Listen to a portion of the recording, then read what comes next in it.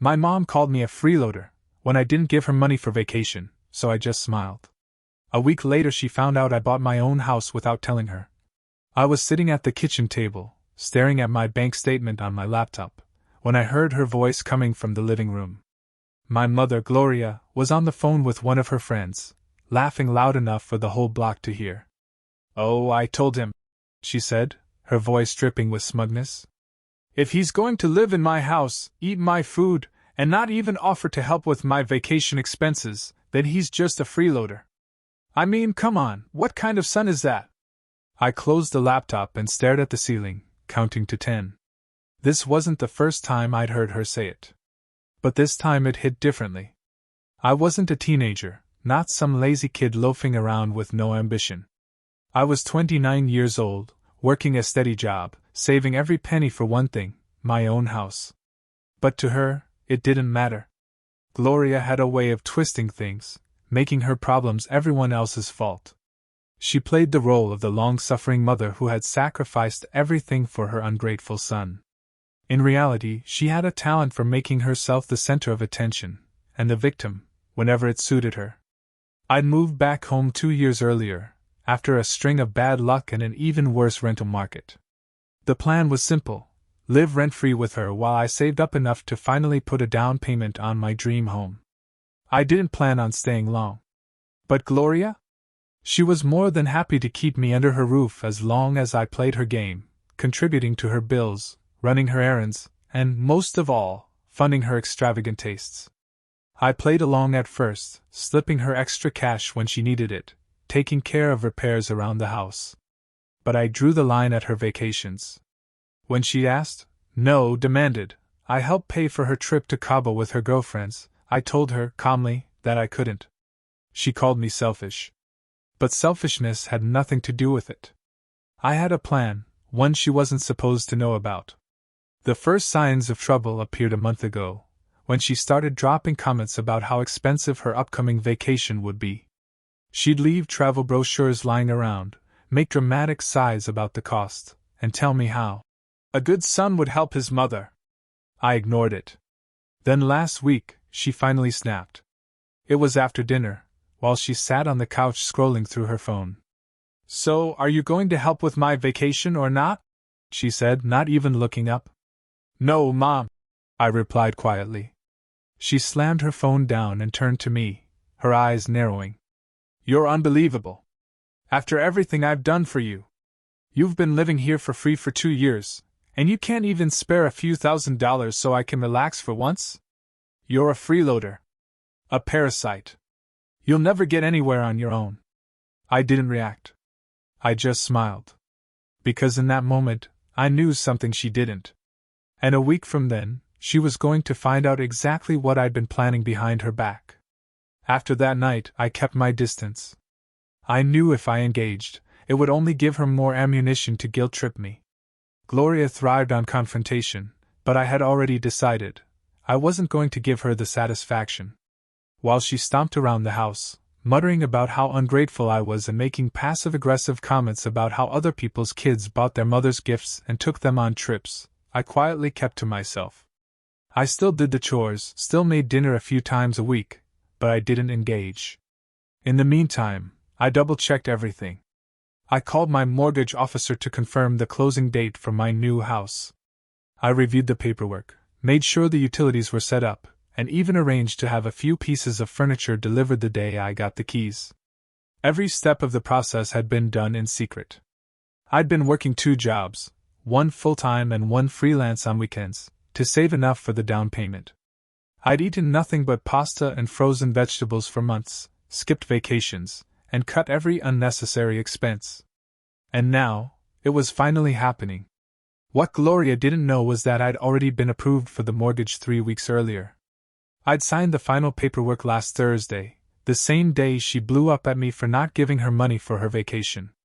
I hadn't told a soul, not even my closest friends, because I wanted this to be a clean break. I'd been meticulous.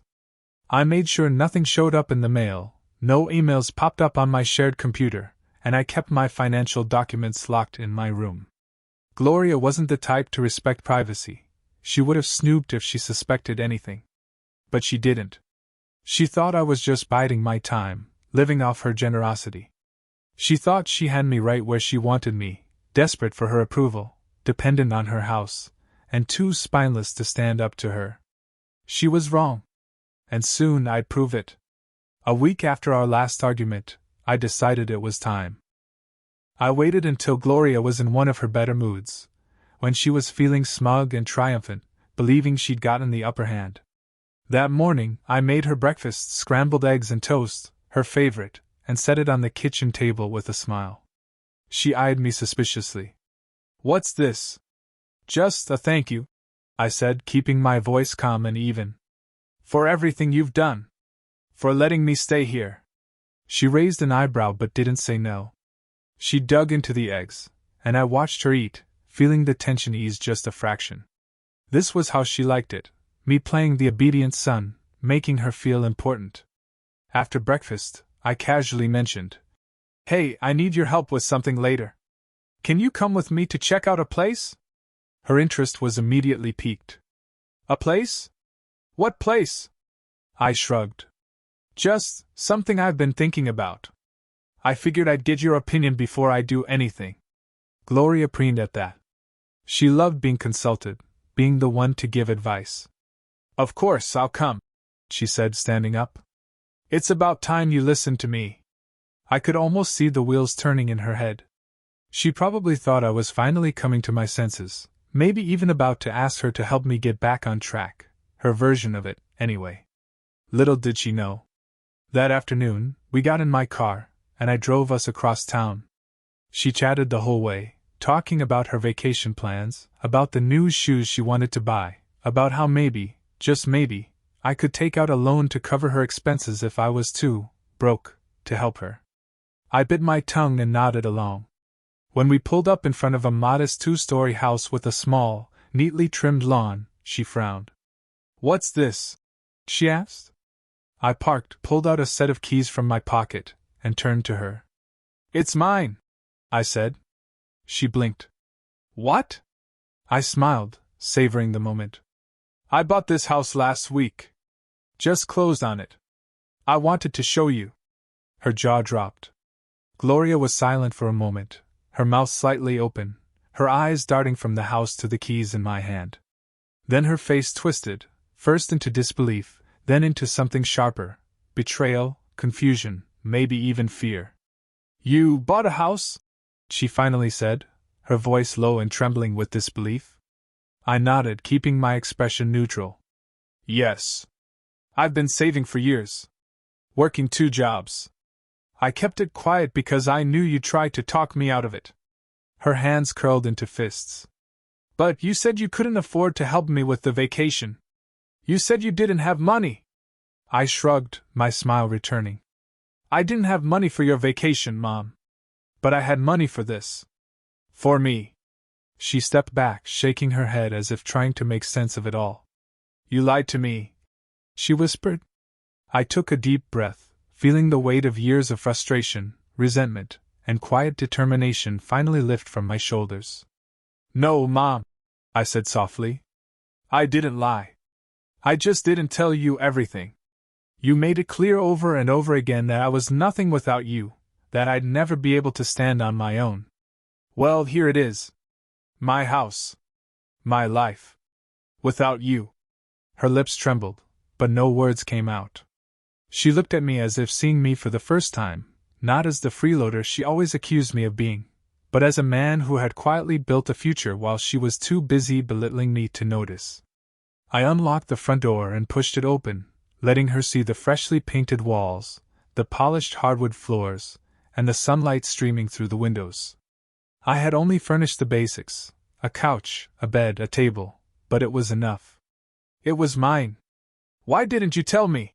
she finally choked out. "Because you would have tried to stop me," I said simply. For a long moment, Gloria just stood there, staring into the house as though she couldn't quite believe it was real. I could see her working through it, trying to reconcile the son she'd spent years tearing down with the man who had, quietly and without her help, built a life for himself. Finally, she stepped back onto the porch, folding her arms. "So what now?" she asked, her voice tight and cold. Are you going to just leave me there? After everything I've done for you? I met her gaze without flinching. I think you've done enough, Mom, I said quietly. I'm not leaving you anywhere. You can stay at the house you've been calling yours, but I'm not coming back. This is my home now. She let out a sharp, bitter laugh. You think you're so clever, don't you? So independent. But you'll come crawling back. You'll see. Life isn't as easy as you think. I tilted my head, studying her. You're right. Life isn't easy. But I'd rather face it on my own terms than keep being your scapegoat. This house? It's not just about having a roof over my head. It's about freedom. I'm done being controlled. I'm done letting you dictate what I do with my life. For a moment I thought she might explode, start screaming, throwing accusations, maybe even demand I hand over the keys. But then I saw it. The realization dawning on her. She didn't have that power anymore. I wasn't the boy she could guilt into submission with a few harsh words and crocodile tears. I was free. And she knew it. The silence between us stretched, thick and heavy. I could see the storm building behind her eyes, the realization that her hold over me was slipping, that for the first time, she had no leverage. I watched her lips part as if to deliver one last cutting remark, but no sound came out. Instead, she let out a shaky breath, smoothing her blouse as though trying to regain control. Well, I hope you're happy, she finally said, her voice trembling with forced calm. I hope you enjoy your little house. But don't come crying to me when it all falls apart. I smiled faintly. I won't. I stepped aside, holding the door open wider, an unspoken invitation. You're welcome to look around if you'd like. But if not, I understand. You're free to leave. Her nostrils flared, and for a split second, I thought she might storm past me into the house, throwing one last tantrum. But then she straightened her shoulders, turned on her heel, and walked down the porch steps, her heels clicking sharply against the pavement. As she reached the bottom of the steps, she glanced back at me, her eyes narrowing. This isn't over, she said quietly. I met her gaze steadily. For me it is. I stood there on the porch, watching her as she crossed the front yard, her shoulders stiff, her steps clipped and sharp. The realization washed over me like a wave. I was finally free. For years I had lived in her shadow. I had convinced myself that moving back home was a temporary solution, a necessary evil to save up enough to start fresh. But Gloria wasn't the kind of person who let you leave easily. She kept me tangled in her web of guilt and manipulation, painting me as the dependent, the freeloader, all while using my presence to maintain her facade of control and importance. But not anymore. I closed the front door gently, letting the quiet click echo through the empty house. The silence was comforting. It was a silence filled with potential, with promise. For the first time, I wasn't afraid of what would come next. Inside, the air smelled faintly of fresh paint and newly polished wood floors. The small pile of boxes I'd brought in earlier sat in the corner of the living room, just a few essentials, enough to get started. The couch, the lamp I'd found at a thrift store, the coffee table I'd built myself in the garage, all of it felt solid, tangible, real. I walked through the room slowly, taking it all in. The kitchen was small but bright, with a window overlooking the backyard. The bedroom was still empty, except for the mattress I'd leaned against the wall, waiting for the bed frame to arrive. The bathroom gleamed, the tiles clean and the fixtures simple. This wasn't just a house. It was a testament to every hour I'd worked, every penny I'd saved, every moment I'd endured her sneers and jabs without retaliating. I thought back to those late nights when I'd stayed up researching mortgage rates and homebuyer programs, comparing properties, double-checking my budget. I remembered the countless weekends I'd sacrificed, the extra shifts I'd taken, the small luxuries I'd given up to save just a little more. Gloria had called me a freeloader, but she had no idea how much work it took to be standing here, in my own home, alone and unburdened. I allowed myself a quiet moment of triumph. Then I sat down on the couch, letting the exhaustion of the past few months catch up to me. My phone buzzed on the coffee table, her name flashing on the screen. I ignored it. Another text came through, then another. Each one more frantic, more desperate than the last. I muted the notifications and leaned back against the cushions, closing my eyes. This was peace. This was the reward. In that stillness, I realized something deeper. It wasn't just about the house or proving her wrong. It was about reclaiming my sense of self-worth. For years I had let her define me, her version of me. The loser, the dependent, the ungrateful son. But now, standing on my own ground, I knew who I really was. I was resourceful. I was determined. I was free. A faint smile tugged at my lips as I imagined her sitting at home, stewing over the fact that her freeloader had not only refused to fund her vacation but had outsmarted her completely. That I'd quietly, methodically built a life she had no control over. And that was just the beginning. Over the next few days, the texts and calls from Gloria became a relentless wave, each one more dramatic than the last. First came the angry accusations. How could I do this to her, after everything she had done for me? How could I be so ungrateful? Then came the guilt trips, the carefully crafted narratives about how she had sacrificed her own happiness so I could have a roof over my head. When those didn't get a response, she switched tactics. The desperate pleas started. "I'm sorry," she texted. "I didn't mean it. I was just upset. Can we talk?" I read them all. I didn't respond.